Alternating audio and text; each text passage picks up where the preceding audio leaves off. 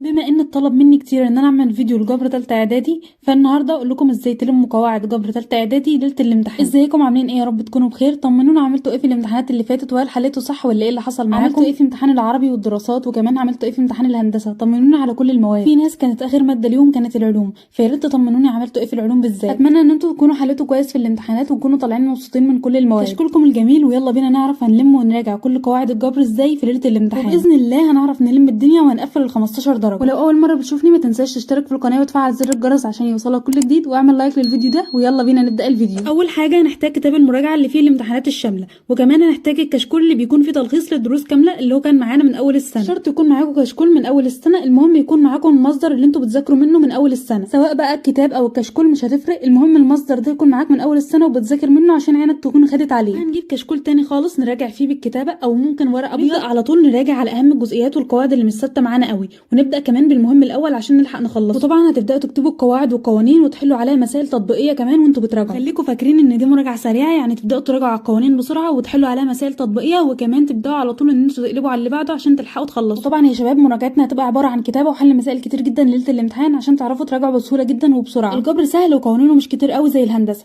يعني ممكن تلاقي الدرس عباره عن قانون او اتنين اساسيين بالكتير، او حتى كل جزئيه، وبعد ما تخلص مراجعه على القوانين على طول ابدا حل امتحانات شامله وصحح لنفسك. لو في اي حاجه غلط تكون عرفت حلها الصحيح وتبدا تذاكرها من حوالي من 10 ل 15 امتحان جبر شامل ليله الامتحان، لان ده هيكون مفيد جدا وهيلم لكم كل قوانين المنهج. الحل الكتير هيساعدكم ان انتوا تثبتوا كل القوانين في دماغكم وتعرفوا تحلوا بسرعه في الامتحان. يا جماعه المراجعه مش هتتقاس بالوقت، يعني مثلا مش مضطرين ان انتوا تذاكروا ساعات كتير جدا ليله الامتحان وان انتوا تطبقوا وما تناموش كويس وبعدين تروحوا الامتحان نايمين على نفسكم. مش شرط يكون الوقت كبير جدا عشان تقول لنفسك ان انت راجعت مراجعه جامده ليله الامتحان، انت ممكن اصلا تلم الجبر ده في اقل من 4 ساعات لو ظبطت التايمر بتاع التليفون بتاعك على وقت معين، مثلا على ساعه او ساعتين. انت مثلا هتلم جزئيه معينه في الساعه او الساعتين دول، هتقدر ان انت تلم كم كبير جدا من الماده ليله الامتحان وهتحقق اقصى استفاده. فمشروبكم الجميل سواء بقى قهوه او شاي او حتى نسكافيه، ابداوا راجعوا ولموا الماده زي ما انا قلت لكم كده بالظبط. ولو عاوزين طريقه غير الطريقه الاولى كمان تلموا بيها الماده، هقول لكم على اهم طريقه في الفيديو ده النهارده هتلموا بيها الجبر ليله الامتحان. الطريقه الثانيه يا جماعه هي انكم لازم تبداوا تشوفوا فيديوهات المراجعه اللي هرشحها لكم من اليوتيوب،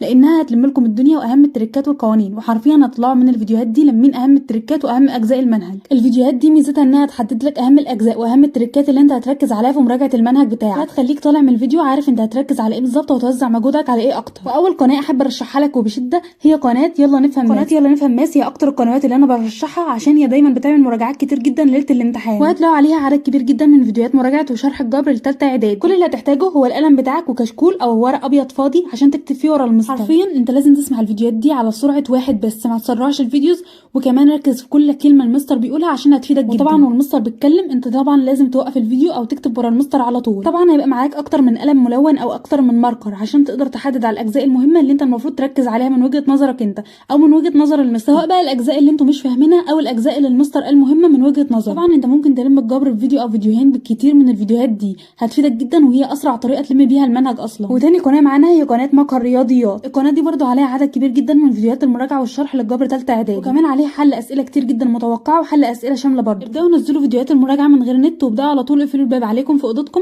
عشان الازعاج وعشان تركيزكم يفضل زي ما هو لاخر لحظه. ممكن كمان تراجع باستخدام الطريقتين عادي، او كمان ممكن تختار الطريقه الانسب بالنسبه لك. اختاروا اللي يريحكم فيهم، المهم ان انتوا تلموا وتراجعوا الماده مراجعه شامله كامله وتطلعوا باكبر استفاده باذن الله. كده يا جماعه الفيديوهات اللي انا قلت لكم عليها والطريقتين اللي انا رشحتهم في الفيديو اكتر حاجه هتساعدكم باذن الله تقفلوا الماده. يعني لو طبقتوا الطريقتين اللي انا قلت عليهم في الفيديو وسمعتوا الفيديوهات اللي انا رشحتها في ليله الامتحان، هتقدروا تلموا الجبر ليله الامتحان وكمان هتقفلوه. واهم حاجه زي ما انا قلت لكم ما تنسوش تحلوا من 10 ل 15 امتحان شامل على الجبر، لان الحل هيساعدكم جدا ان انتوا تلموا كل قوانين الجبر وكمان تطبقوا عليها في نفس الوقت. وبس كده، اتمنى ان انا اكون فدتكم ويكون الفيديو عجبكم وتقدروا ان انتوا تلموا الجبر باذن الله. لو وصلت لحد هنا ما تنساش تعمل لايك للفيديو ده زي ما انا بساعدكم، يا ريت تساعدوني ان اوصل لاكبر عدد، واكتبوا لي في الكومنتات عاوزين فيديوهات عن ايه تاني، وكمان طمنوني عملتوا ايه في المواد اللي فاتت. لو اول مره بتشوفني ما تنساش تشترك في القناه عشان يوصلك كل جديد، واشوفكم في فيديو جديد باذن الله، والسلام عليكم ورحمه الله وبركاته.